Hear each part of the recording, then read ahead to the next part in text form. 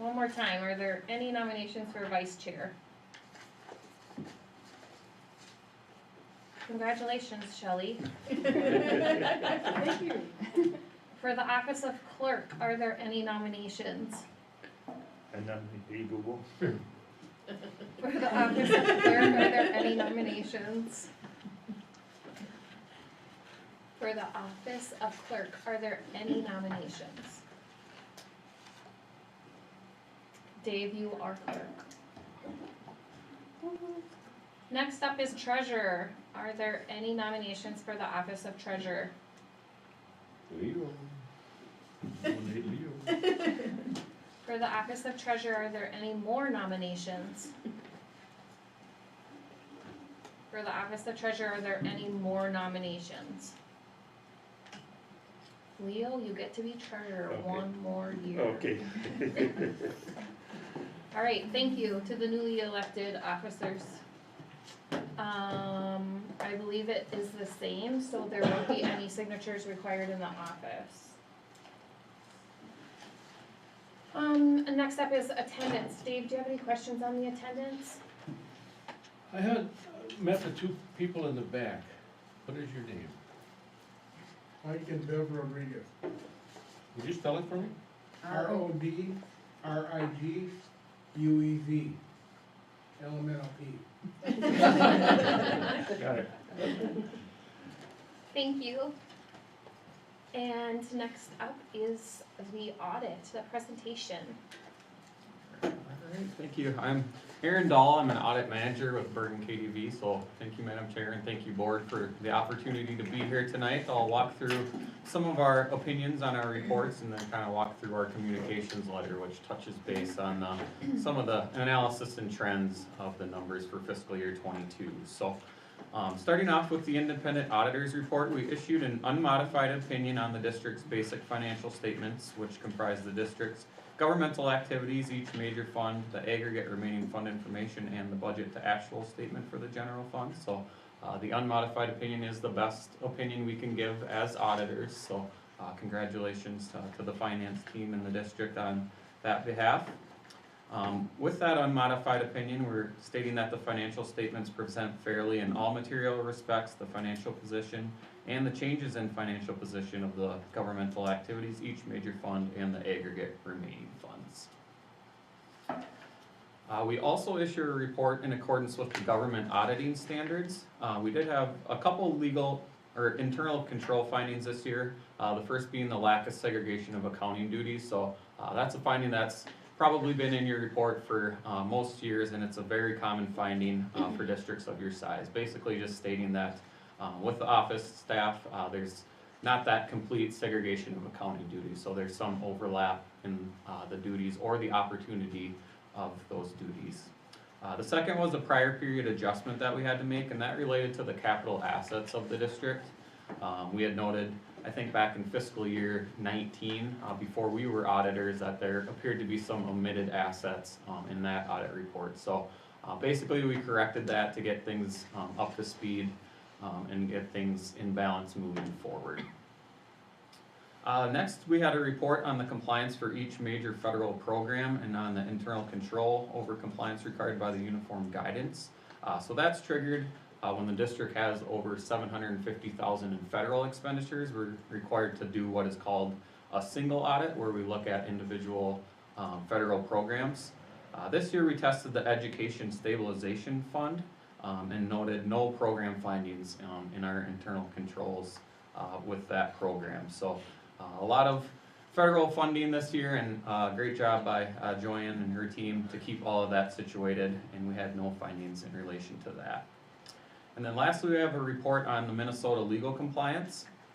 So we look for findings on compliance with legal provisions contained in the Minnesota legal audit compliance guides for local governments. We did have one note there for improper coding of restricted funding. So that way that works is there's some restricted revenues that the state gives out, and they're supposed to be spent and coded in a certain way. And it's something that's kind of ongoing for the district. Again, kind of with that previous auditor, they had kind of noted that you don't need to keep track of that. Well, it turns out you do. So kind of either use those restricted codes and code them in accordance with the UFAR's manual. So it's something we had noted with our audit last year, and there was improvement this year, so it's something that's ongoing and is a work in progress, but something hopefully will be cleaned up with next year's audit. With that, I'll move along to the communications letter. I think you have that open up there. Starting with page 9, I'll take a look at that if you want to follow along. If not, it's not a big deal, but You're past it. there you go. So the largest single funding source for Minnesota school districts is the basic general education aid. And each year the state legislature sets a basic formula allowance, which is shown there. The total basic general education revenue is calculated by multiplying the formula allowance by the number of pupil units for which a district is entitled to aid. So as you can see, for fiscal year 2022, it did increase by 2.5%, which it had been at 2% for the previous 5 or 6 years. So a nice little boost there for the districts around the state, getting that extra amount in fiscal year 2022. Moving along to page 10, we have some of the resident average daily membership and pupil unit numbers. So taking a look at the student counts for the district. Since the majority of the funding from the state is based on student counts, it's important to kind of take a look at those population trends and analyze those from year to year, especially when putting together the budget. I think for fiscal year 22, there was a 1.9% increase in the resident student counts. And over the 5-year span, there was a 7.5% increase since 2018. So good to see the growth in the district from those student counts. I know, especially with fiscal year 21, there was a lot of kind of declines around the state with some of that homeschooling and all of that pandemic type things moving along. So it was good to see the district recover with that total resident ADM going from about 1,033 up to 1,052 there in fiscal year 22. On to page 11, we have the pupil unit weighting. So the way that works is some of the numbers are calculated and converted into pupil units by weighting based on the student's grade level. So most of them have the 1 factor, and then there's the 1.2 factor for the secondary grades. Taking a look at the pupil unit numbers, since 2018, the pupil units have increased by about 42 units or 4.1%. Approximately 26.9% of the district's resident pupil units are leaving the district through open enrollment. However, this is partially offset by about the 237 non-resident pupil units coming into the district. So even though more are leaving than coming in based on the resident numbers, that number did shrink in 2022 from 86 in fiscal year 21 down to 73 in fiscal year 22. Overall, the pupil units increased by about 36 from 21 to 22 as a result of that increase in residents and less of a loss from the open enrollment.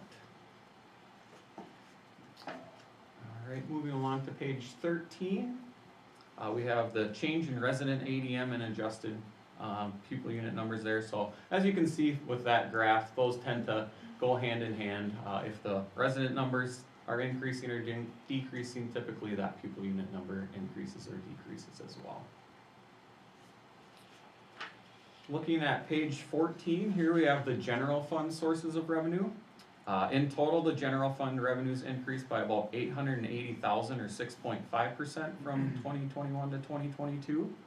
The main driver in that was the federal side of things. Those revenues increased by about $724,000 due to that additional federal funding, primarily related to that education stabilization fund. So one of the programs we looked at had a big boost from the federal side. The revenues from state sources increased by about $184,000 or 1.8% for the year. And that was due to the increase in the amount of that general education aid that we just looked at based on those higher student counts and the increase in the formula allowance. So overall, you saw that nice boost from a little over $13.5 million in 21 up to about $14.5 million in fiscal year 22. Taking a look at page 15, we have the general fund expenditures for the previous 2 years. The expenditures increased by about $758,000 or 5.8% for the year. And even though the total expenditures increased, the allocation amongst the programs are pretty much similar from the previous year. So a lot of the funding still being spent on those instruction programs, with the majority being in the elementary and secondary regular instruction program coming in at 49%. On page 16, we have the general fund budget and actual results. So with the final budget, the district anticipated a surplus of around $874,000. At year end, the fund balance increased by about $661,000 based on operations. So a little bit less than budget, but pretty close when looking at the different functions there. So taking a look at the revenues, they were 1.3% under the final budgeted revenues. It looked like the main driver there was the revenues from state sources category, which was under budget by about $170,000, basically based on higher anticipated state aids coming in. So kind of tough to pinpoint some of those student counts and where they'll end at. On the expenditure side, those were nearly spot on, with actual expenditures being only 0.2% over the final budgeted expenditures. So some variances within the programs. The regular instruction program was about $354,000 over budget, based on expenditures for staffing, software licenses, and instructional technology devices exceeding budgeted amounts.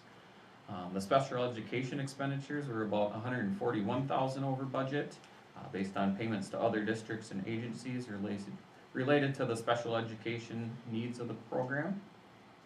And then the last one of note was the instructional support services program, which was about $435,000 under budget, related to the budgeted allocation of more salaries and wages and business travel costs than were expensed during the year. Next, on page 17, we just have some revenue and expenditure per ADM served numbers for the general fund, and also the state averages to compare with for the previous 4 years. 2022 is not out by the state yet. Taking a look at the district's revenues per ADM served, those have consistently remained below the state average. However, it did increase by about 3% for fiscal year 22 as a result of those increased revenues outweighing the increase in the ADM numbers. On the expenditure side, the expenditures per ADM served increased by about 2.3% for the year, and was over the overall state average for just one of the 4 years presented. So pretty consistent on the revenue side, and also pretty consistent on the expenditure side as well, as you can see, with just 1 year being over the state average. Taking a look at the 5-year trends, the expenditures per ADM served have increased by 16%, while the revenues per ADM have increased by 23.2% over that same time period. So similar growth patterns, with the revenue increasing at a little bit faster rate than the expenditures per ADM. On page 19, so moving a few pages down, we have the general fund operations. As previously stated, the revenue increased by 6.5%, while the expenditures increased by 5.8% for the year. That resulted in revenue exceeding expenditures by about $650,000 for the year. So a nice little surplus there for the general fund. Taking a look at the unassigned portion of the general fund balance, which is the amount available for future spending, that increased by about $517,000 up to about $3.9 million at the end of the year. The revenues have exceeded expenditures in 3 of the 5 years presented above, including the last 2 years.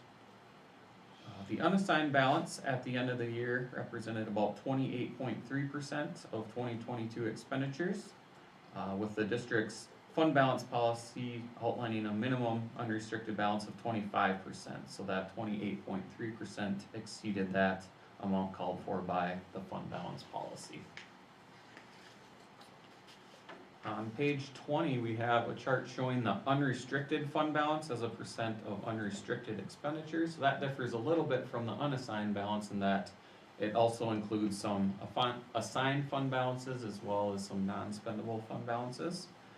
At the end of the year, you can see that was at 33.3%. The district has remained consistently above the state average, with that increase in 2022 as well. The state average, again, not available at this time. It did increase from 31.5% up to the 33.3%. So good to see that growth on that side of things as well. Lastly, on page 21, we'll touch on the special revenue funds, and starting with the food service fund. The expenditures here have exceeded revenues for 3 of the previous 5 years presented. And again, the 2 previous years had that surplus again for the food service fund. For the year, the revenues increased by 44.9%, while expenditures also increased by 41%. And that primarily related to the increase in the number of meals served by the district, along with the related federal reimbursement for those meals. So kind of a one-time thing that the federal side of things reimbursed fully those meals for fiscal year 2022. So not something you'll likely see moving forward, but it was a nice boost in fiscal year 2022.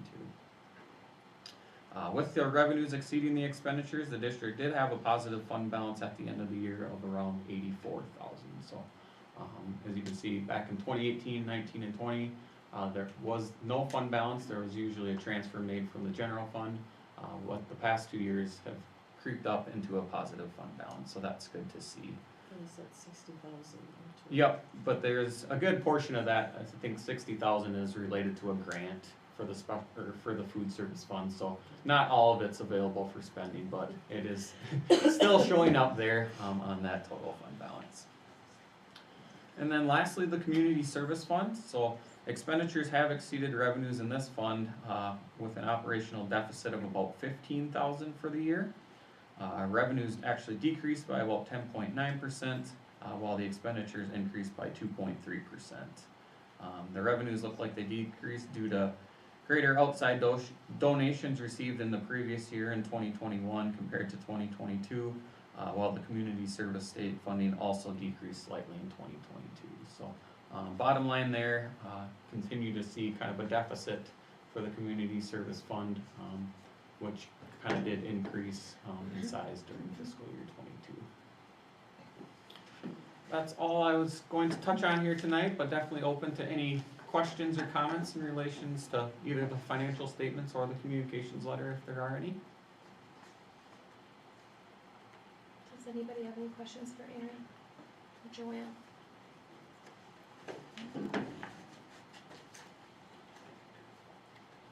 Aaron, do you feel our software is adequate that we use in the district office? Yeah, I guess I wouldn't have much knowledge on that. As far as the reports we get as auditors, it works fine. Okay.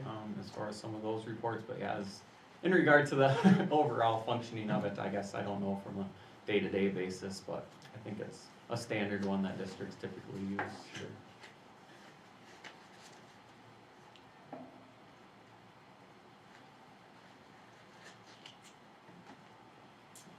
If there's no other questions, then I am looking for a motion to accept the audit.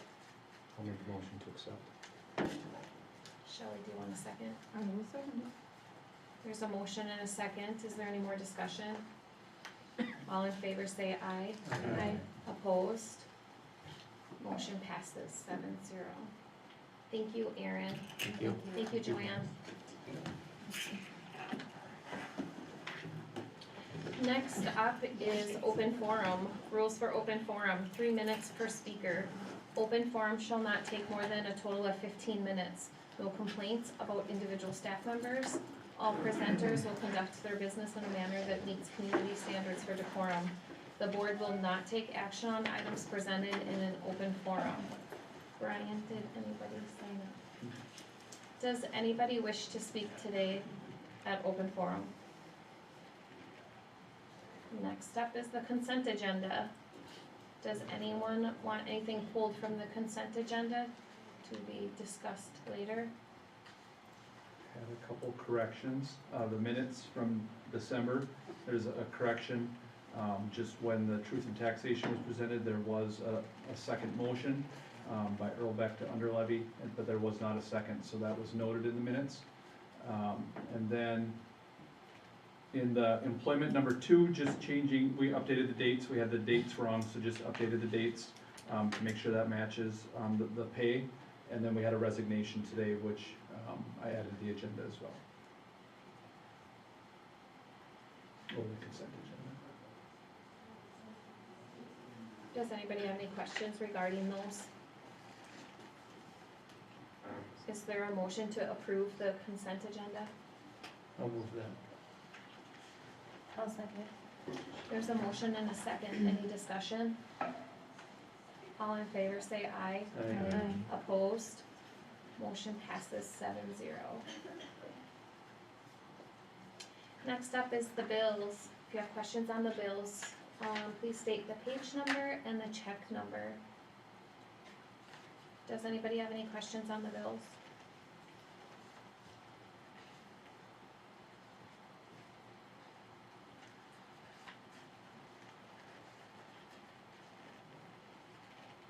If there's no questions on the bills, then I'm just looking for a motion to pay the bills.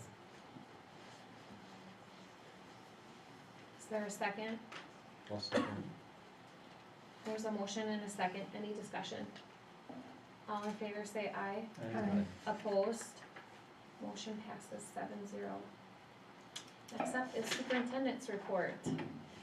Thank you to all the board members that were able to come to the staff breakfast. I think with our snow, it was a little bit crazy with rescheduling, but I think it worked out well, because that PD day, we had all the staff that had to come to the high school for training, so we had a great turnout, and a lot of good communication time together as staff. So thank you for all of you who came and helped donate to that.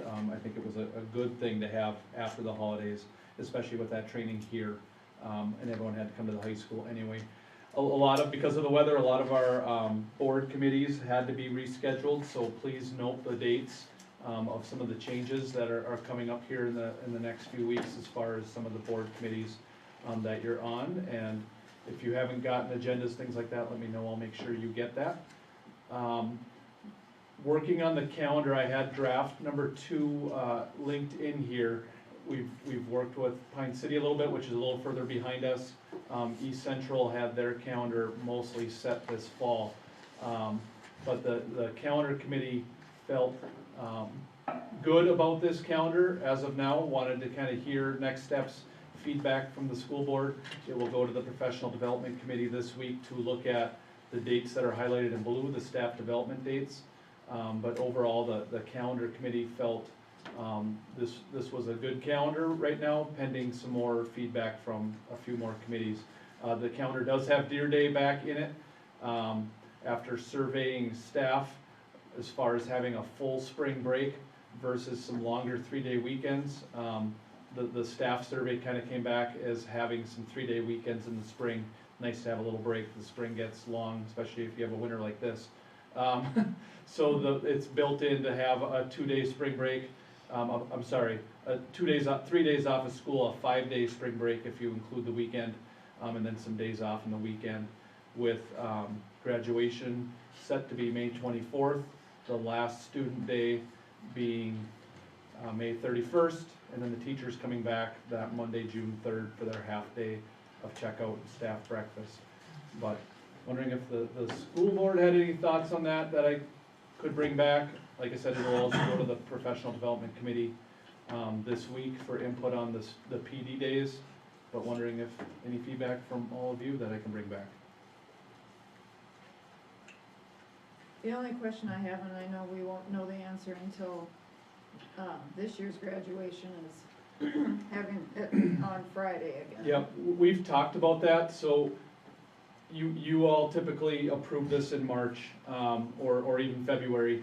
What we thought is if it goes poorly or it's not what we thought, that's not a hard day to reschedule. We could easily come back if we find out in June or May that didn't go well. We could move it back to Memorial Day weekend, the Sunday. That wouldn't be a major calendar change, but the thought was let's keep it in there maybe a second year in case. I'm sure there'll be some minor things that we have to adjust, but if there's not major things, give it a shot to maybe correct some of those minor things, tweak them, try it a second year. If it's an absolute, this was a bad idea, that would be an easy change without having to make drastic changes to the calendar to put it back to that Sunday where it's historically been. So we had talked about that and thought, let's leave it for now. If it's an absolute, not a good thing, we could move it back to that Sunday. So has there been any input from the parents of the upcoming graduating class We have not done that yet, of this year's juniors, we did that last year. We had not done that yet for this year, was just the thought, let's try it twice. We could certainly do that to see if that's what next year's senior parents would like to see. We have not done that yet.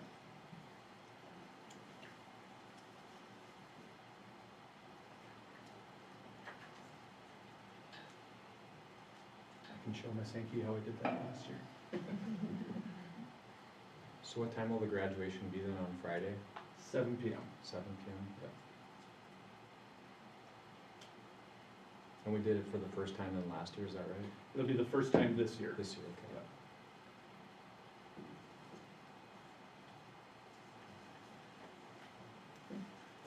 Otherwise, the other part of, a lot of school districts in January do a bigger organizational meeting in January.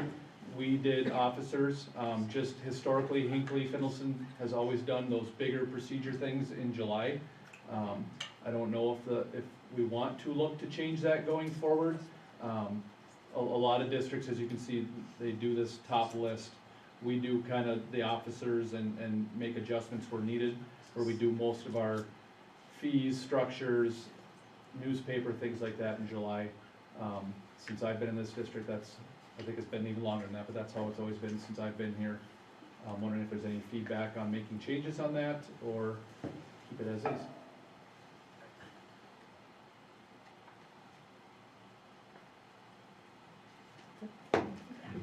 What is, I guess, MSBA's reasoning behind doing all at once? If, It's a new year starting, just a new year starting, or when a we, new board? yeah, and we've always followed the fiscal year for that, the business side of, setting our fees and things like that. The one good part, except for in the middle of the school year, is if we change the fees, we're kind of messing with what's going on this school year, Right. but it would be helpful as we set the budget. I can gather feedback from you all if we want to do that as we're setting the budget, kind of through meetings or week updates, but that would be, it'd be an advantage and a disadvantage, because we'd be changing things up possibly mid-season if we change fees and stuff like that. But it would be helpful to set, the budget going forward.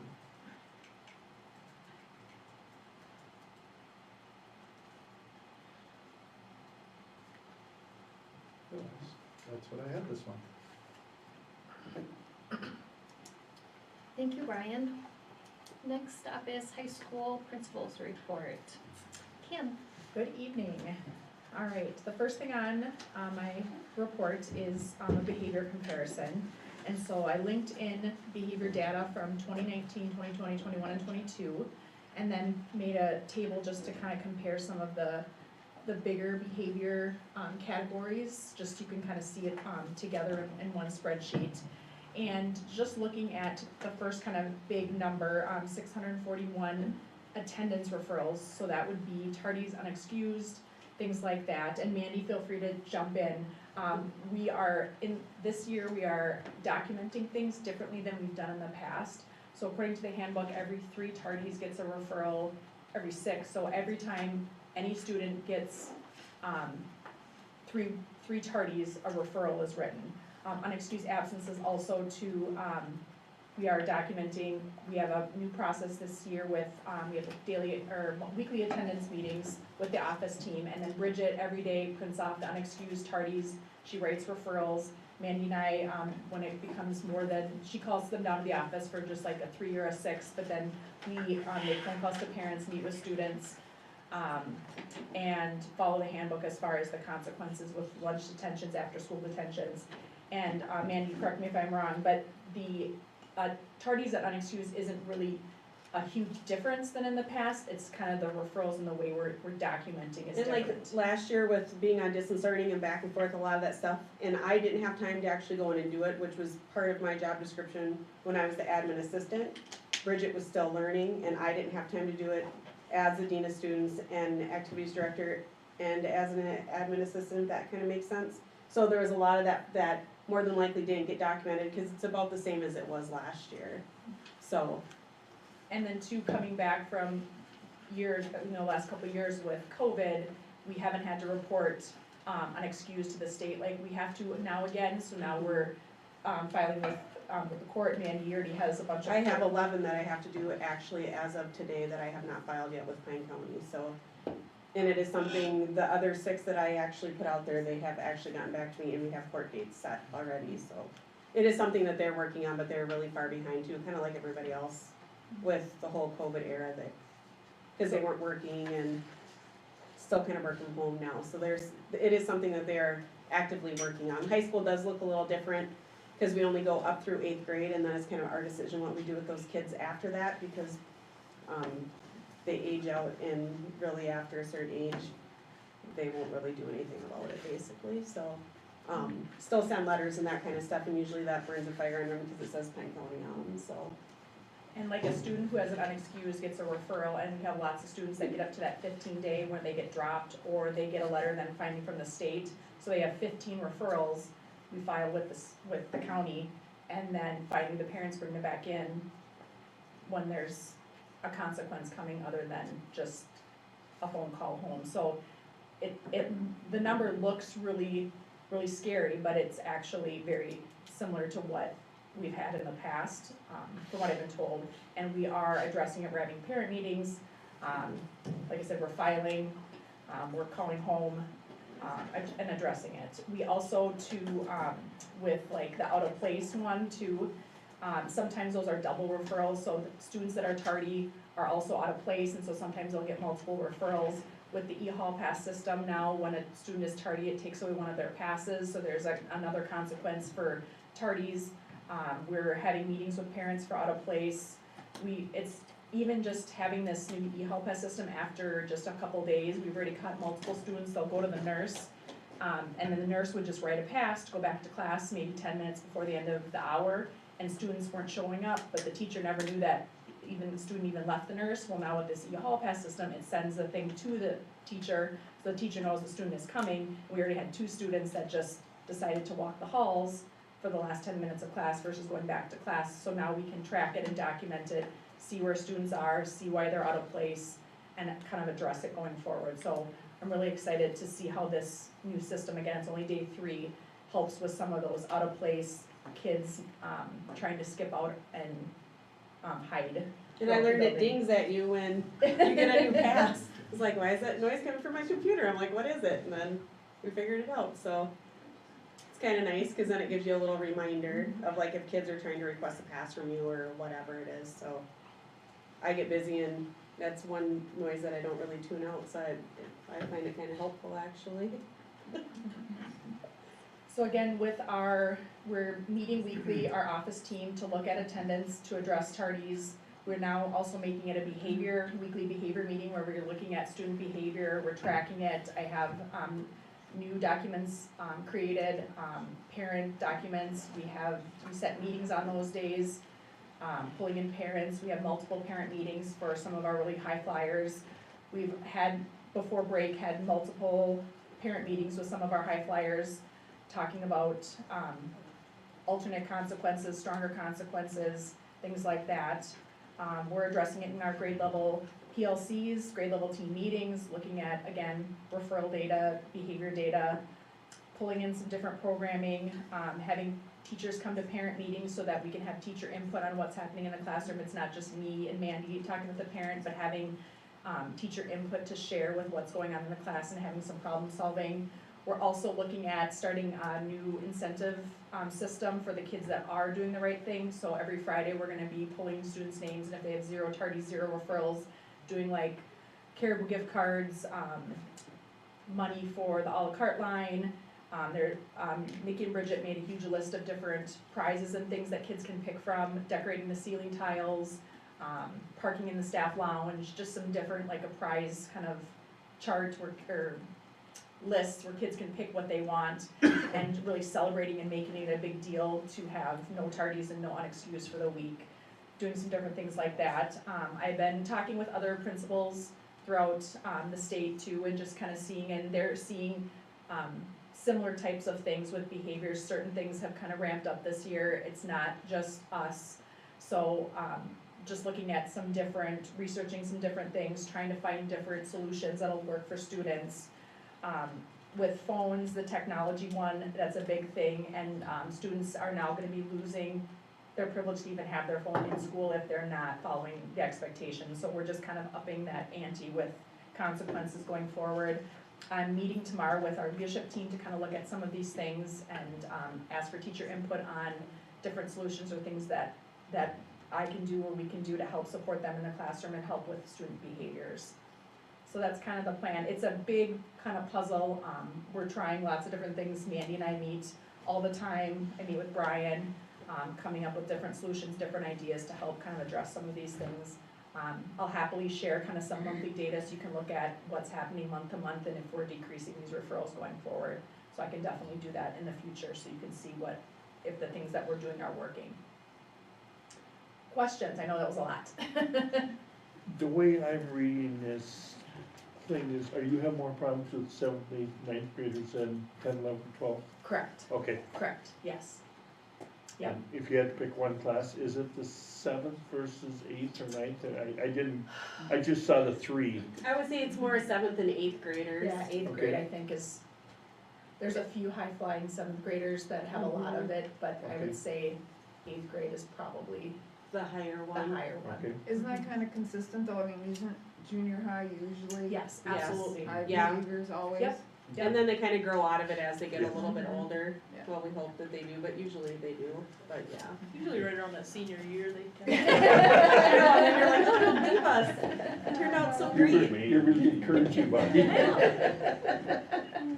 And we do have a really good junior class, like really, I don't just speak highly of them because my kids are in that class, but that class has been good since they were really little. And the senior class is pretty good too, so I mean, we do have good groups of kids, just, it's, I don't know, I think a lot of it has to do maybe with distance learning and, you know, that whole pandemic where the kids didn't go to school and there wasn't that interaction. That certainly did not help them out at all. Is there any type of like mentorship program that you could, if your junior class is so high, like you If we could? could get them to volunteer. You But incentivize yeah. it, you can get anybody to volunteer. Yeah, true. I mean, just thinking if they want to grow into a big Mhm. junior, you know, I whatever, know if they can. Katie does a lot of things with student council, so that might be something, you know, well, even when we have new kids come in and that kind of stuff, like they have student council members show them around and that kind of stuff, so that might be something that we could look at too, Kim. Just like in general, you Yep. know, Lunch buddies or something, I Yeah. don't know. My question, and I guess it's been brought to my attention by students and some staff, is, the disruptions in the class. My concern is, learning loss for the child or the student that is being taken out of a class, and for the students that are in the class that have to constantly put up with students that are not doing what they're supposed to be doing. Is the consequence, and I've heard they're coming back in the class in that hour, and it just doesn't end. Right. So my question would be, is the behavior tough enough when you're asked to leave a class? Or, do we have ISS? Oh yeah, that's another thing. We did add that mid-month last month. Once a week, we're having in-school suspension on top of the option for new direction, because a lot of the times some behaviors warrant new direction, but they're full. And so we are once a week pulling our smart mentors to help provide ISS for students. And so that just started like right before break. And so once a week, we are having it usually on Friday, to address some of that, yeah. And students who do get who are sent out of class for a behavior should not be sent back to class. There has been some situations where the office has been full or we haven't been able to, and they accidentally get sent back by whoever's in the office, but they should not go back to class, if they're causing a disruption. And again, we are really focusing on getting parents in, having parent meeting, and if the consequences aren't changing the behavior, we need to do something else and we need to change the consequence. So if the consequence in the handbook is not working, clearly we need to figure out a different plan for that student to stop the behaviors. Did that answer your question, Jody? Okay. So fall is this goes from September to? September to the end of December. Okay. Yep.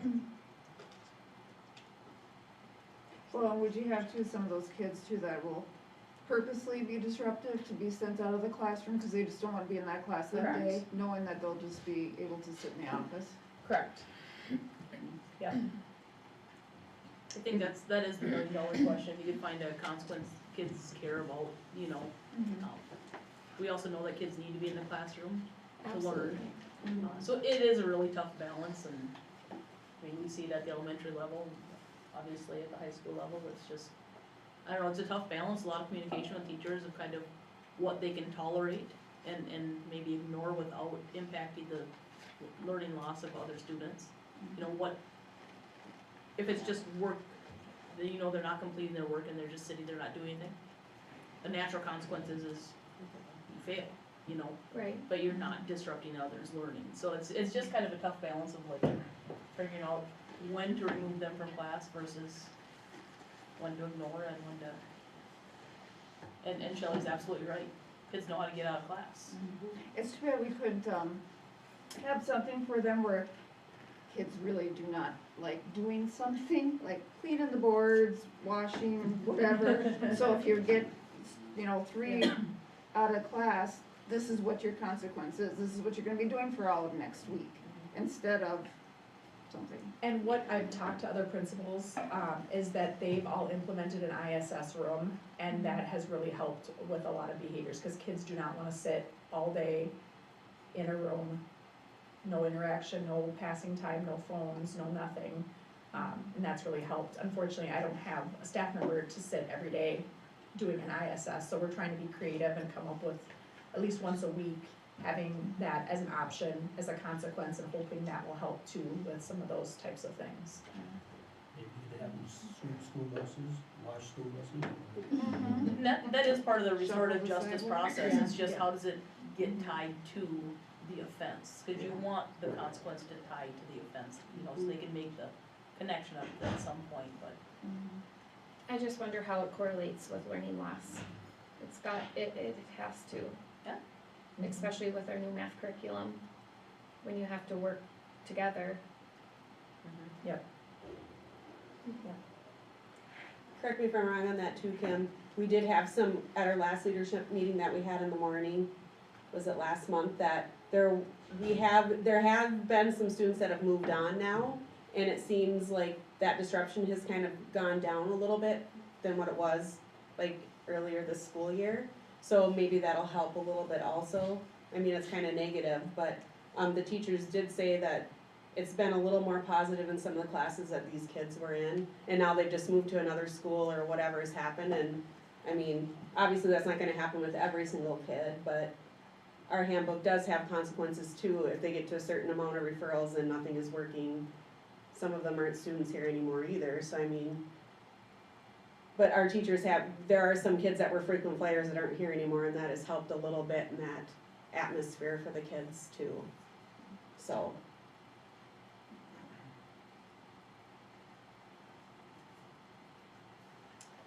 All right, number 3, the Blacks Band, Substance Use Disorder Department was awarded a grant to provide services to adolescents around substance abuse prevention and education. And so they asked to partner with us going forward. It's all paid for through this grant. What they will do is they'll come in and provide counseling, provide classes, provide things for students that are dealing with substance abuse, and it can also be for students that have substance abuse issues at home. So parents that have substance abuse issues and they're dealing with it, that affects their education and their ability to learn because of what's going on at home. They provide counseling to students around that as well. Students that have had issues it can become a class that they will pay for, where students can get health credit as one of their classes. And so we are gonna be working with them going forward starting in February, which is really exciting. And then number 4, looking for approval for out-of-state travel. Ashley Johnson would like to take 3 to 4 kids to Wisconsin to tour a the Advanced Welding Institute. And so their plan is to leave February 16th after school, return Friday the 17th by the end of the day, and kind of that's just the details of what she wants to do. And the money is paid, from Perkins money for the sub, hotel, and transportation. So I will be looking for approval on that. And then number 5 is my dates in January, and then Ari and Jordan are up for their report. Hi, I'm Jordan. First thing is students are getting back into it after break. Our e-learning day was a weird way to get back into it, but now we're into it. Probably the biggest thing is the new e-hall pass. I know a lot of students, they don't like change just to start with. So there's been some getting used to it. I know Ms. Hinckley's been very vocal about how she's there to teach us and help us through it if there's any questions. So it's exciting to see where that will go. Basketball's going well for both boys and girls. And students are excited and looking forward to our snow week at the end of January, and with the Pennies for Patients Committee now being changed. The 9th and 10th graders had a successful science fair. There are lots of excited kids. I know that this was an opportunity for them to also get extra credit. So that was a very good opportunity for them. And then last Saturday, there was the all-conference honor band in which a couple members of our band attended a full-day practice and a evening concert in Pine City. That's it. Thank you, kids. Jordan, do you have the new shirt on? I The do. senior shirt on? Do you want to show the board?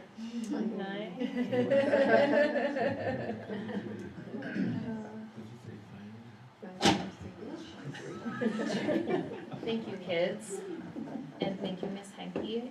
And Ms. Henke is looking for, approval for her Mrs. Johnson's out-of-state field trip. So I'm looking for a motion to approve that. I'll second. There's a motion and a second. Is there any discussion about the field trip? Just one question. The students that are gonna be able to go on this, they're not any of the ones that have the behavior issues, are they? Good question, I do not know. I can, I would assume no, Shelley. Okay. yeah, but Cause I was gonna say, cause that would be hard, I think, for, She runs a tight ship, so the kids in her class know what the expectations are okay. and that kind of stuff. So I would think that they're probably pretty good kids that are gonna be yeah, I will doing double that. check Okay, to make sure. thank you. So there's a motion and a second. All in favor, say aye. Aye. Opposed? Motion passes. Next up is Judy, elementary. can I ask one more question? Yes, sorry. Did, we ever get that machine to test for whatever it is for vaping, or is that on hold? Brian was waiting to hear. I haven't heard back from the district attorney. Okay, fine, okay. Thank you. Now, Bonnie. You sure, Leo? Anything? I'll come up with. Excited this Monday, we go to East Central. We will have our, I don't know how many, annual Epic Day. I think this is just a great opportunity for our staff to work with other staff from other districts. It gives them an opportunity to get their CEUs that they're missing in certain categories. Still would like to see a few more of our staff present at the Epic Day, but it is kind of a challenging thing to put yourself out there in front of other staff members, but we do have, I know I've one from the elementary, I think there's a couple from the high school that are presenting, so great day for our staff. You can see a couple of the programs there that we're involved in, thanks to Alyssa Vikstrom, bringing the MHS students over, helping with a food drive. Got some Hinckley Elementary students on board, and we're able to help donate back to the community that gives us so much. We have 114 families who benefit from the backpack program, which is just a ton. I know we're working with the drivers to make that a little more, make sure those food bags make it home. So working on getting it to the kids when they get off the bus instead of having it in their laps for an hour on the bus ride, because it ends up sometimes on the floor. Right, George? Yeah. We had 59 students who received gifts through the donations of our amazing community. for the giving tree. It was just a great, just to watch the kids' faces light up as they received all these gifts actually. So it's awesome. So, thank you to all who donated for that. Book bingo, we're going to put that back on a, evening activity. We wanna get families back into our school, so the date has been set, it's February 6th, and we'll advertise that. Jill Hopkins again is heading that up with the Lions Club to get all the books donated. We're going to do I Love to Read Month again, for both schools, a calendar, a month-long calendar, encouraging reading throughout the day, as well as doing individual, reading logs, and really incentivizing that. Maybe putting, a pie in Mr. Lattimore's face or something fun like that. Put it on him. The big thing I would like to, tonight, my action item is, looking for your approval to change our handbook just slightly. Right now, our handbook states that our kids are coming in the doors at 8 o'clock, and we start class at 8:30. I would like to bump that back 5 minutes to let them come in at 7:55. This doesn't, need to change any staffing issues. We have the people there. That allows our kids to get in and out of breakfast, hopefully by 8:15-ish, and I'd like to start the school by 8:20, the school day by 8:20, the instructional piece. This allows us to put in about a 30-minute win time for ELA and a 20-minute ELA, or math win time. Right now, what we're seeing is our kids who need the most support are being pulled out of core, which we're just not closing any gaps. In fact, we're making some a little bit bigger, so, we've worked really hard in the schedule. Everybody's laid eyes on it. Everybody's in support. There's still gonna be kids who receive multiple services that are going to get pulled out of some things, but there's just no way around that. There was some current concerns about those kids that already are tardy. I think we have to address what's the best for the whole, and do what we can to work with these families who are struggling to get, their kids there at 8:30, to get them there at 8:20. And we'll just keep working with those families. Again, we're already doing that, so we'll just continue that train, but I guess that's what I'm looking for right now, or if you have any questions.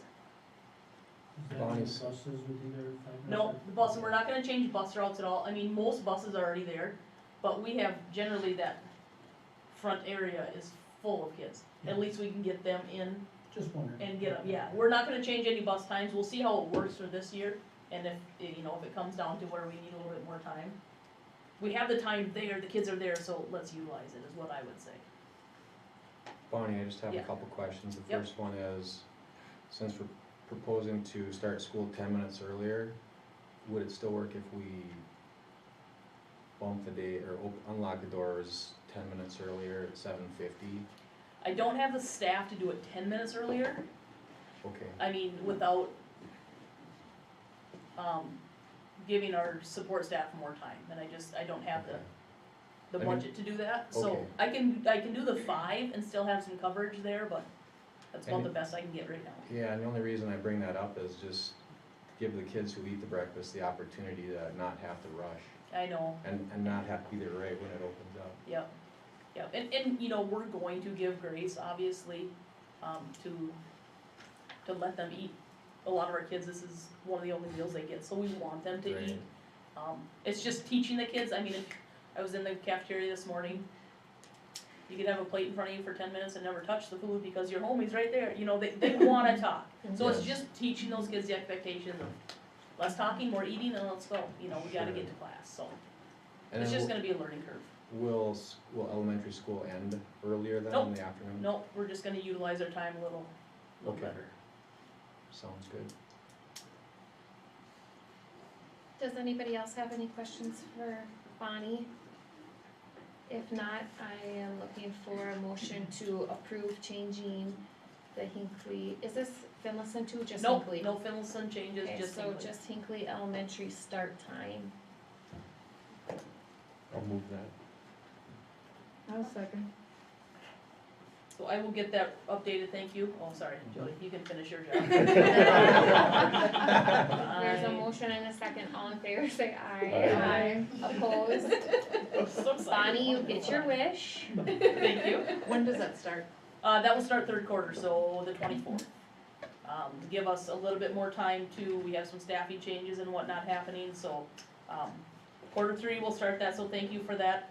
I will get that reflected on the handbooks and get that updated. I will do a video to our families just to let them know that we're going to be starting at 8:20 and make sure that, I will have a message typed up and sent out, so every teacher is sending the same remind message, so it's consistent messaging to our families. So looking forward to that. Other than that, we have our quarter 2 reward day coming up, so those kids who did not earn referrals, throughout quarter 2, we'll have some time over at the sledding hill, when we have enough snow. We're looking at doing that at the end of the month, and then last Friday, we had our 6th grade swim-a-thon. Finlayson came down. I think it's a good day, those kids get to know each other before sending them up to Wolf Ridge for a week together. We'll see how they do for a day. So it was a good day. That's kind of the elementaries in a nutshell. Alright, thank you, Bonnie. Thank you. Next up is community ed. Becky. Thank you, Jody. You can see our class review. We've had a busy few weeks. The adult volleyball started in December. The first week they had 12, the next week they had 16. I think that's gonna be a hit. Continuing to try to build in both youth and some opportunities for adults. We really wanna give just a big shout out to the Hinckley-Lions Club. They are donating $1,200 to support children's swimming in January and February. $600 per month. Last year during January and February, some weekends in January, we had 100 kids in the pool. So we actually had to get in additional lifeguards. So that really helps. That really boosts the number of children in our pool, which is great. And then we are really excited. We had applied for 2 arts grants from East Central Regional Arts grant, state funds. We applied for these in September. We were funded for both. And so Monroe Crossing Community Concert will be on February 26th, right here in our Fine Arts Center. They did request that we would do a suggested ticket price of $10, but we will accept donations just to try to really fill that auditorium. And because of the requirements of the grant, the tickets cannot go on sale until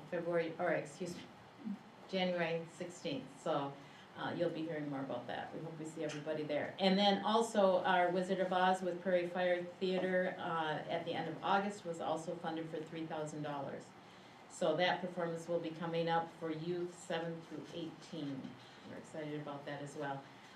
Prairie Fire actually sends out 2 professional performing artists. They stay for the week. We house them for a week right in our community. Then they do auditions, and then they go through the practice, and within 1 week they actually have a performance. And it is amazing.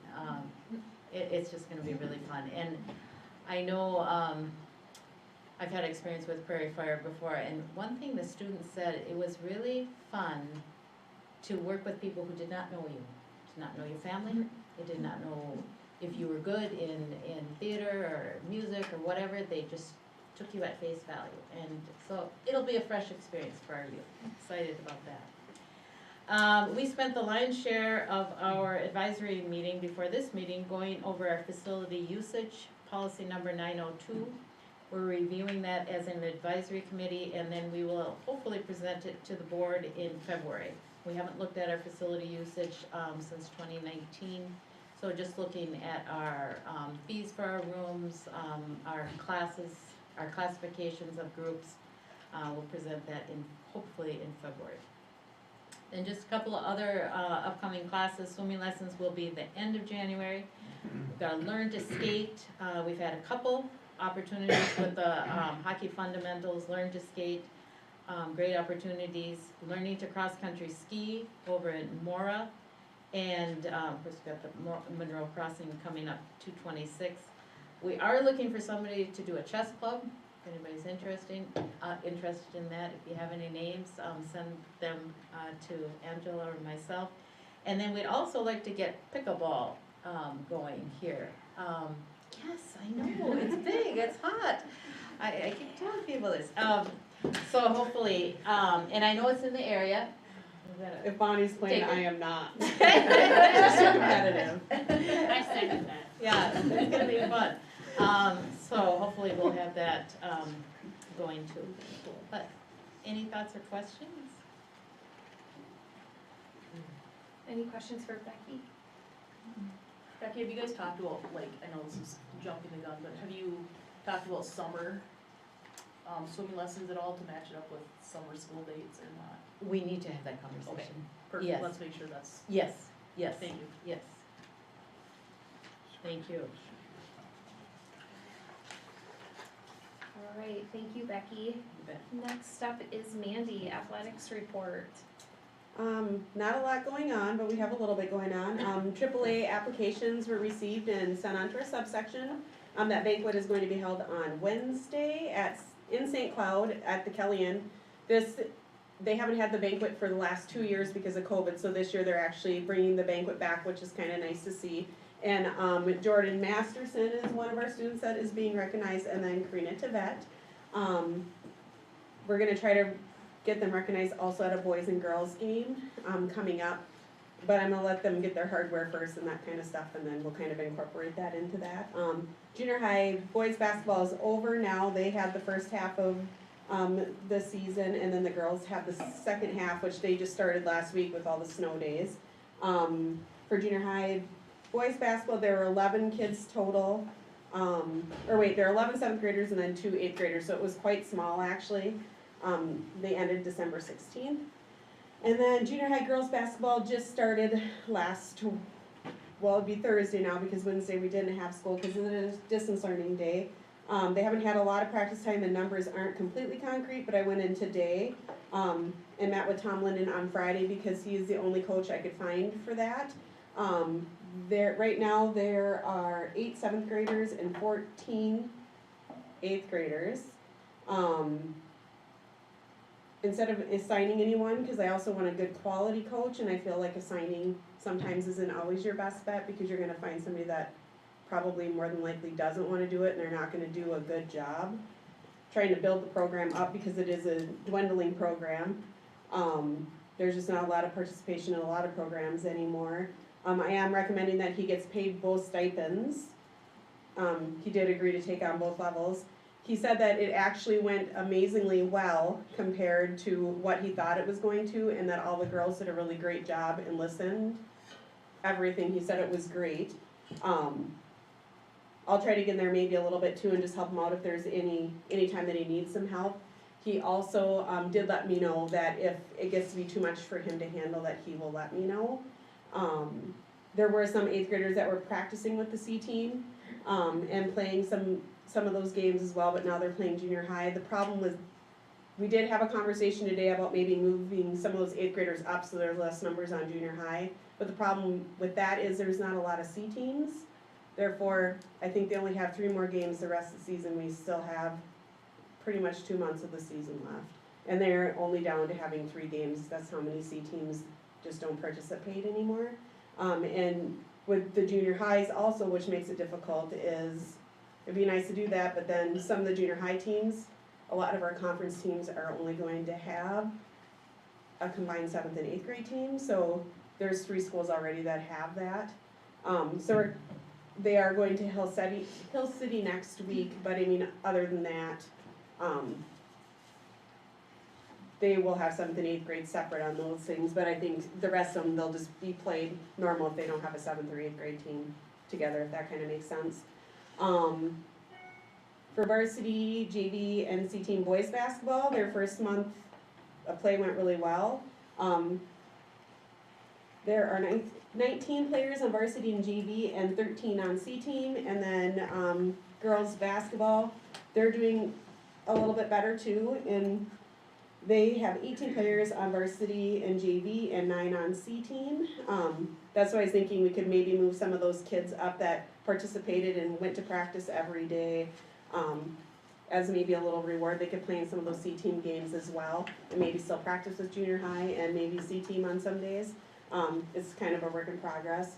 I'm still kind of having a hard time finding workers for games. As of right now, everything is filled up on my spreadsheet.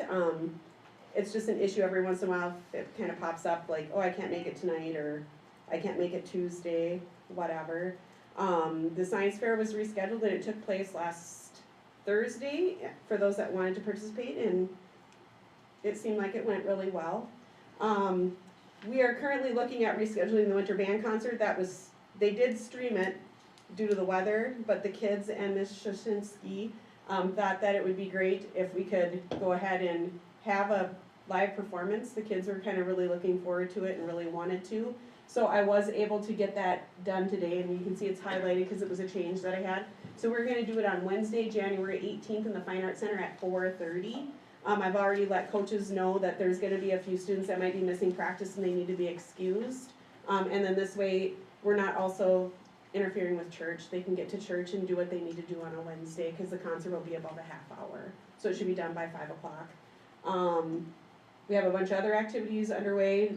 One act play, knowledgeable, junior high speech, and robotics are underway, and also One Act Play will perform on Saturday, January 29th. And then finally, I'm not sure if we're crazy or not, but we agreed to host the Section 5A cross-country meet in October. And that is something that we have to host 2 years in a row. So we do have a few more people that are wanting to come to our home meet, which I think we've got that kind of figured out as well. The only way that we would not host this cross-country meet is when sections are realigned this spring. If we were to be moved to a different section, then obviously we wouldn't host and we'd go to the section where we'd be participating. Right now it's 5A, so that's what we're in, but if we were to be moved somewhere else or whatever the case would be, every once in a while that does happen with realignment and resectioning, so. And other than that, that's kind of all I've got.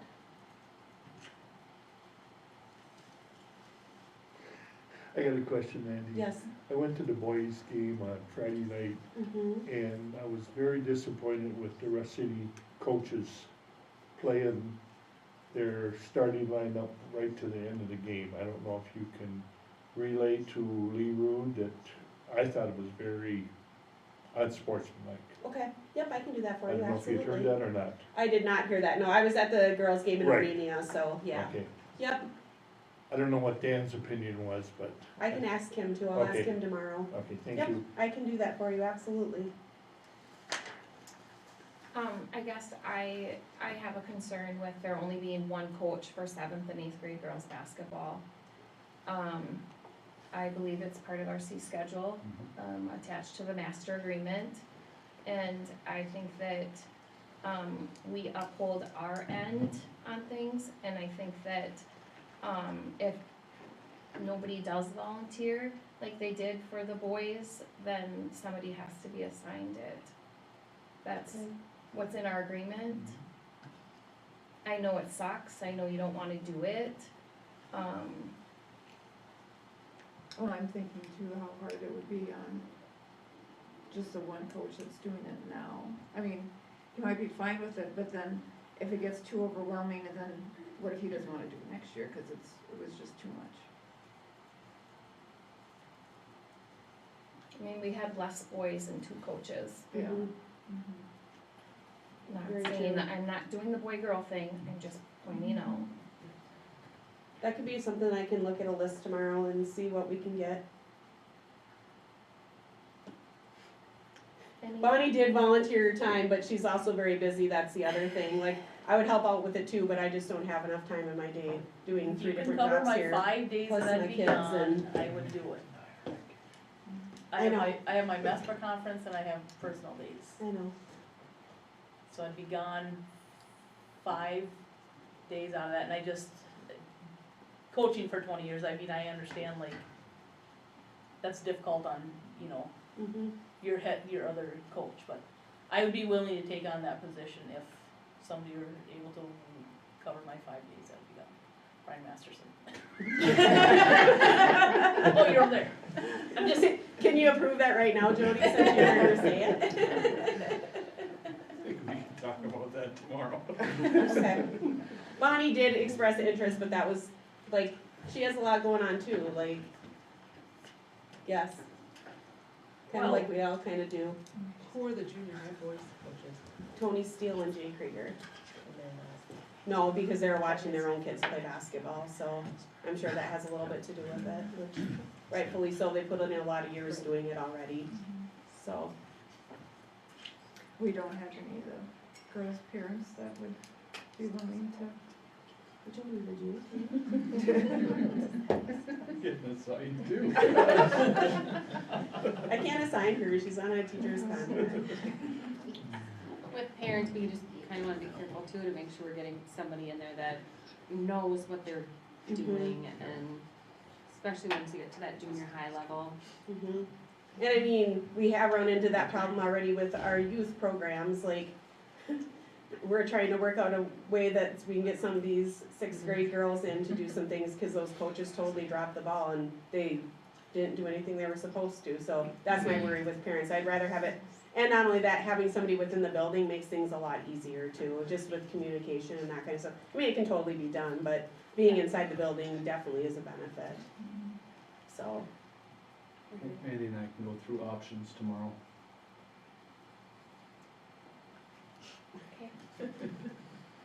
I don't think the girls want me back. Don't say that, they Sometimes love 3 you. years was enough. All right, we're gonna move on to budget calendar unless anybody has any other questions for Mandy, I should have asked.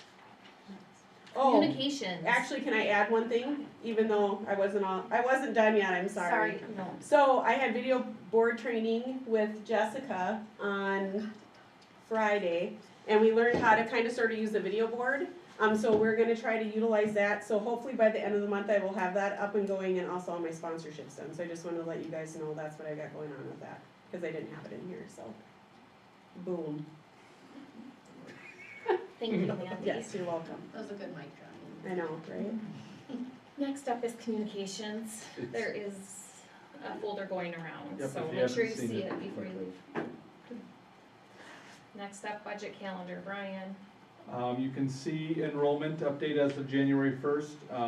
Compared to last year, we are at this time under 20 students less than where we were last year at this time, and the budget was built for 1,020 students, so we are still under that, but still holding pretty steady where we've been all school year. It's been 1,004 the last few months. Kind of actions that the admin will start taking is we have started working on FTE boot camp, which kind of means we take positions or projected positions, roll them over with as best of real dollar amounts as we can have. We are moving into also a negotiation year. The legislature hasn't set yet, so it's kind of hard to predict real dollars, but we'll put some inflation in there and what we think could happen. And then we'll start talking about sections and needs, wants, what maybe doesn't need to be there, things like that. That will happen this month. Later in the agenda, you'll see looking to have a work session to kind of update the school board on kind of what our initial thoughts are for staffing going forward, but a lot of that's gonna happen here in the next few weeks. Biggest part we're kind of waiting on is high school enrollments in progress. Katie Hartle's working on getting all the kids registered for next year, so Miss Hinckley can make her projections of what she wants to do, and Mrs. Sculler is looking at sections that we have this year, and rolling that over both at Finlayson and HES for next year. School board action, which is the first link, is kind of looking at revenue projection. And you can see this has kind of been there for the last few years. I want to start at the bottom and then work my way through where I kind of noticed some things that we're working on and need to do some more digging into. Where the budget was kind of built last year, as far as revenue, was that we'd have 17,551,627. When Joanne and I went through this, our revenue currently sitting projected to be, for at least where we're at mid-year, is 17,327,172.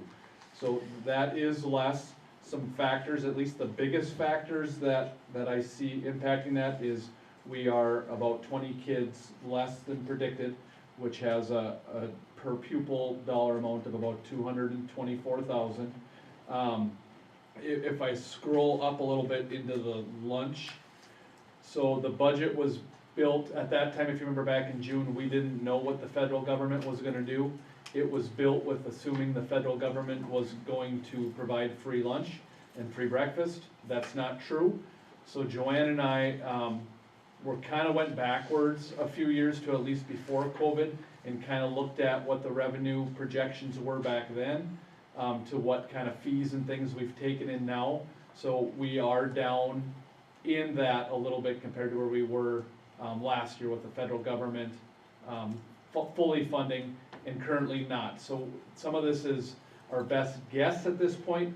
The local lunch fees, we took what has been paid so far this year, almost double, we kinda under guessed, just to, I'd rather be under right now than over project.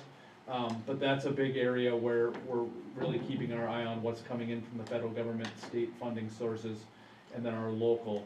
So that's another big area that is offset. Kids just aren't eating as much as the other part. When I had our lunch clerk pull the numbers, I don't know if it's higher prices, food, just not eating.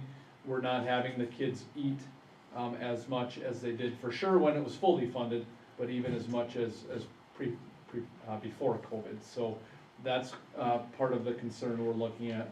And then the other big number we're kind of waiting on is still our revenue that we receive for homeschool numbers. That isn't in yet, so that's another factor that isn't calculated in here yet, to kind of see where our revenue projections are at this time. Questions on that or anything else in at least the revenue projections right now?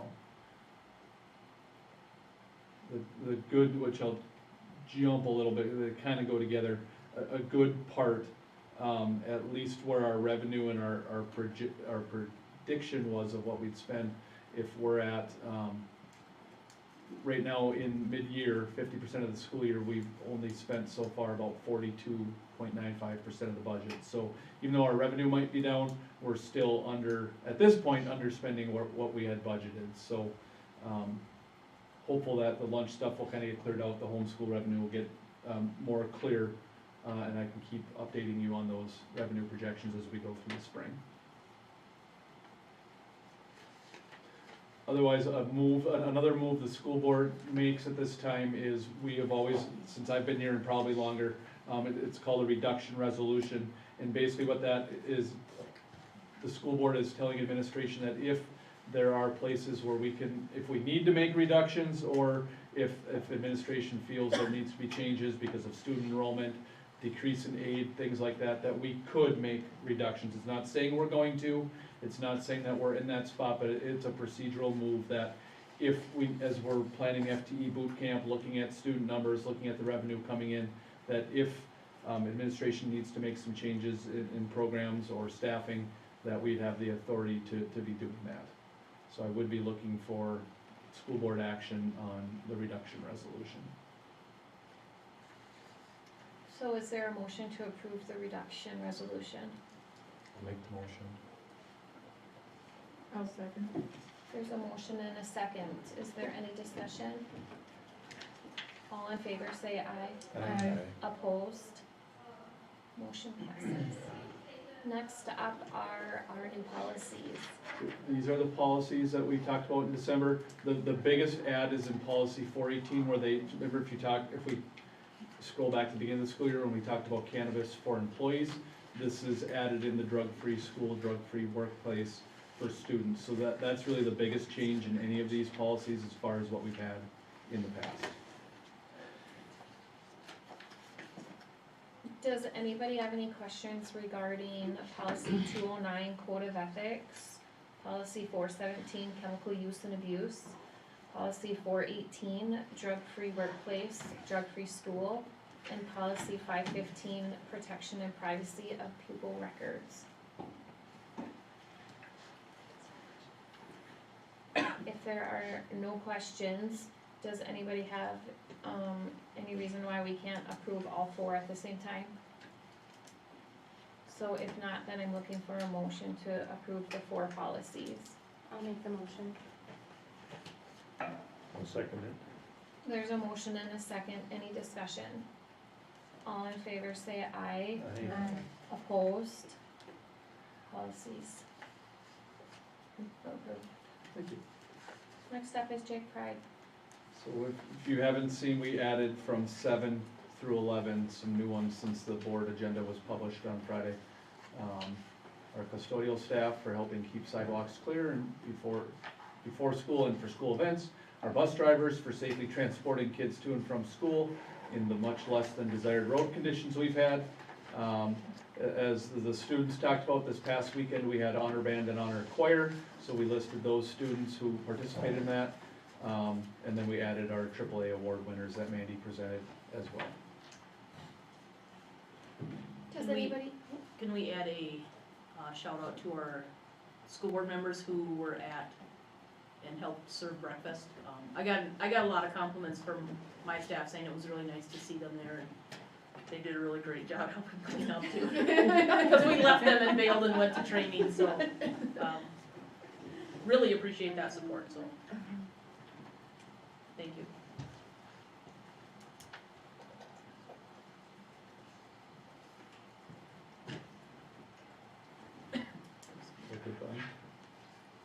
It's good to me. next up is open enrollment.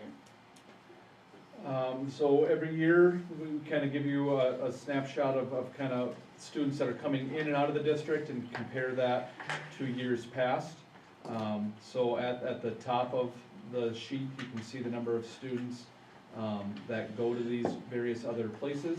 You know, the state does allow educational choice, so you can see where we're losing some of our students to in those top areas, and the general aid lost for that, those kids who are going through open enrollment and kind of where we lose them to. And then on the bottom part of the document, you can see the students that are coming into Hinckley-Finlayson schools, and that also a little bit deeper snapshot in the kids who are open enrolling out of our district and where they're going, and the comparison to where they were last year. If you go down here to the very bottom for 22-23 school year, when you look at coming in versus going out, we're down about 121 students.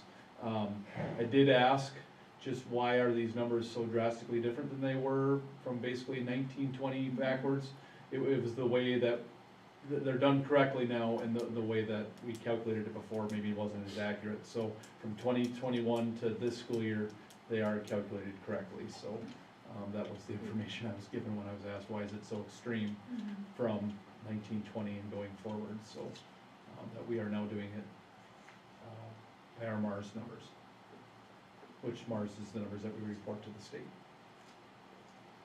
I don't know if there's any questions on that. We don't know the age range of those kids? We don't, I could dive deeper if we want, you know, that is a fair question, you know, are they high school, are they elementary, are they, I could ask our MARS person to do a diver deep, I just or a deeper dive, I just followed kind of the report that we had used in the past. If the board would like to see a more specific, I could absolutely do that.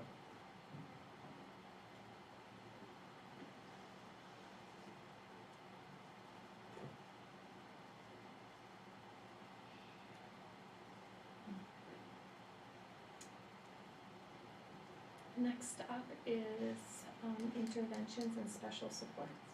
We did talk about this in November. I put it again as we start talking budget and things like that. A lot of these things will come up. A lot of them are tied to the different kind of things the legislature will talk about, especially with cross subsidy and sparsity and things like that. So I just wanted to put these terms and programs back in front of you as you'll start to hear a lot about these different fundings and programs as we go through the rest of winter and spring and talking about our budgets and programming. I don't know if there's any clarifying or questions that you guys have. Any questions for Brian?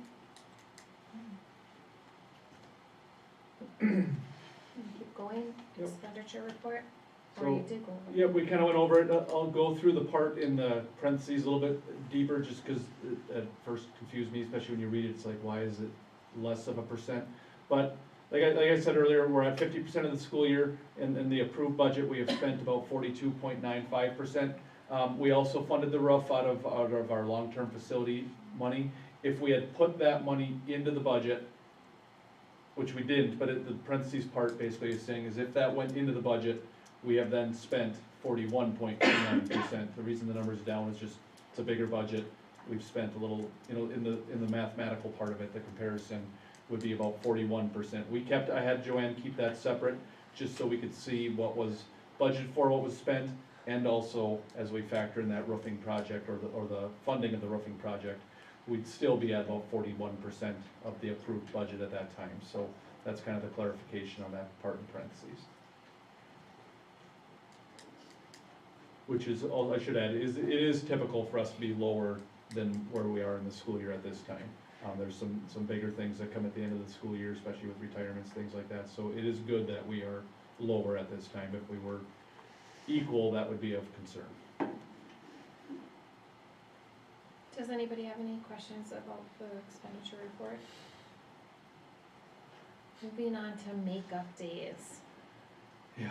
We have used all of our allotted e-learning days. There was a survey sent out last week to superintendents, just asking if they would support more. Most of, at least the survey results I saw, most had said they supported more.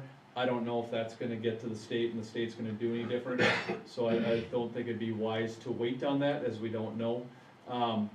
So since we're only allowed 5, we've used 5. Kind of now our next procedure, if the weather doesn't cooperate with the days we have school, would be to cancel school kind of back before e-learning and call them snow days. And then we would have to move into making up those days. We have days off in the calendar that we could use. This was the order that I came up with. I chose May 5th first, just because that was a day where it wasn't really tied to school events. It was just to have a 3-day weekend in the spring. March 3rd, I did not pick that first because it's the day after conferences, and those can be long weeks for staff, students, and the parents. But I did put that second because I didn't want to take away, if we didn't have to, our 2 days of spring break, which are March 30th and March 31st. And then the last day is April 7th, which is Good Friday. When I did check with MSBA on the days that we can have school, we are allowed to have school on Good Friday. I did put that last, as you know, a lot of people celebrate that and observe that. I didn't want that at the top of our list, but we would be allowed to have school on Good Friday if we had to go through 5 more snow days. So that would be a change to our calendar, which is why I would be looking for school board. Hopefully this is just planning for the worst, but the way December went, I want to have a plan just in case we're canceling school. I think we get a lot of negative feedback if we do it, if we end up having to do it on Good Friday. Yeah. I did put this out to staff on Friday, and that was the day that got the most questions. I probably received, I sent it out probably, noon, and probably by 2 or 3 o'clock, I had 3, 4, 5 questions. Not a lot, but that was the one I took questions on, is can we have school? What happens with some support staff? Some support staff have that day off. If we do have school, or especially our full-time custodial staff, if we do have school, it says in the support staff handbook that they would still work, and then they would work with me to have a different day off. So we have, I guess it must have happened somewhere down the road for it to be written in that support staff handbook, but Good Friday was the one I took the most questions on.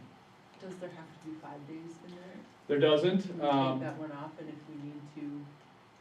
We absolutely could. Hopefully we're not. We could take it off and then, you know, come back to the school board or come back. The other thing we could consider, really anywhere in here, I'm not recommending it, we are over the minimum number of days that students are required to go to school, but if we just cancel and don't make them up, we do lose some funding, especially out of our food service, things like that, and I don't think that, with not knowing 100% what our funding's gonna be for next year, things like that, I just don't wanna risk that, and we need to get our kids in school and get as much learning opportunities as we can. We could take April 7th off, come back to it if we get into March and we need more, we could certainly do that. Is that the only other day that is off? President's Day is another day, but if you have school on President's Day, there's some other rules that you have to do, some observance and things like that, and with that being so quickly around the corner, I just didn't put that on the list, Okay. with having to plan But those. there's nothing after April 7th? There's not, other than that May 5th, Right. which is already on the list. Brian, do they dock you for starting school 2 hours late like we They did? do not. I guess I would make a motion for 1 through 4. taking off April fifth or seventh if we need it. I'd second that if, So there's a motion and a second to approve 1 through 4 makeup days. Is there any discussion? All in favor? Aye. Opposed? Motion passes. I will begin communicating that with staff and community ASAP, and then we're not gonna have any more, so this was all for nothing. Next up is a work session. I'd like to set a work session. Historically, looking back at Mr. Prater's old notes, we've done one as a board at the end of January. Then we typically do another one into the spring, but usually at the start of budgeting and planning. Like to set a work session to talk about staffing and get a first look at our capital budget for this upcoming budget cycle. So I picked 6:30 just because that's what historically we've done, and those two dates give us some time in the district office and Ms. Hinckley and Ms. Sculler time to look at staffing and get sections rolled over. It certainly would not have to be at 6:30 if it did not work for the board. Do any of those 2 dates not work for anybody? I will be gone on the 30th. I might be working on the 30th. 23rd would work better for me. Okay. Does anybody have any problems with the 23rd? And is 6:30 okay? 23rd at 6:30 here in Hinckley. Work session. you do reminders. I will do reminders. In your email, Leo. Yeah, right. In this room. In this room, yes. Next up is the first read of policy 601, school district curriculum and instruction goals, and policy 603, curriculum development. Yep, just pulled these from MSBA. They kind of tie in with what our teaching and learning committee is working on as we develop our curriculum for the school districts, or for the 3 schools.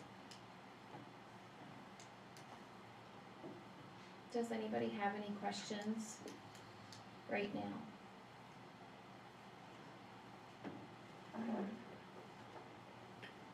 If not, the next item on the agenda is a closed session. The open meeting law, Minnesota statutes, section 13D.05, subdivision 3A allows the board to close a meeting to evaluate the performance of an individual who is subject to its authority.